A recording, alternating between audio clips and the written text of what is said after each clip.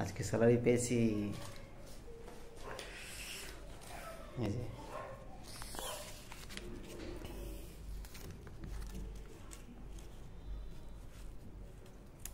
এর মধ্যে আছে 30,000 এর মধ্যে আছে। তো এখান থেকে রুম ভাড়া আছে 1,500 টাকা, সরি 1,600 টাকা, মানে 50-50। আর খাওয়া দাওয়ার বিল আছে, ঠিক আছে। তারপরে পার্সোনাল কেয়ারের জন্য কিছু জিনিস থাকে।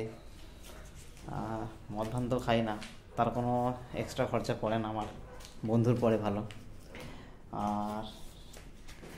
আর কিছু খরচা বাড়িতে পাঠাতে হয় বেশি করে, কারণ আমার বাড়িটা তৈরি হচ্ছে, তার জন্য অনেক টাকা ওখানে লেগে যায়। কিছু এখনও ধার বাকি আছে, সেগুলো মেটাতে হয়। বাস চলছে জীবনে। টাকা যতই থাকুক, কারোর চায় না এমন দিন হয় না। যতই টাকা ইনকাম করো মনে হয় যেন আরও ইনকাম করে ভালো হয়, ইনকাম করলেই ভালো হয় বা আরও লাগবে, এটাই রিয়েলিটি। আর যার যেমন যতটা ইনকাম তার ততটাই খরচা। একটা সময় ইনকাম করতাম 10,000 টাকা ইনকাম করেছি, সর্বনিম্ন 4,000 টাকাতে স্টার্ট আমার ইনকাম। তো তখন সেরকম চলতাম। এখন এত টাকা ইনকাম হচ্ছে, এখনও সেই টাকা ঠিক খরচাই হয়ে যায়।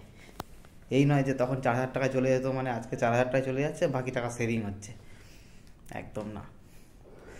সেরকম ভাবনা চিন্তায় কিছুই চলে না আজকালকার দিনে। যা প্রাইস, যেরকম জিনিসপত্রের দাম বেড়েছে আর কি, যেটাই কিনতে যায়, জামা প্যান্ট থেকে শুরু করে খাবার দাবার জিনিস সব কিছু অনেক অনেক টাকা বেড়ে গেছে। আগেকার দিনের মতো আর নেই। তো সেই অনুযায়ী অবশ্যই ইনকাম, ভালো রাস্তায় ভালোভাবে ইনকাম করা উচিত। আর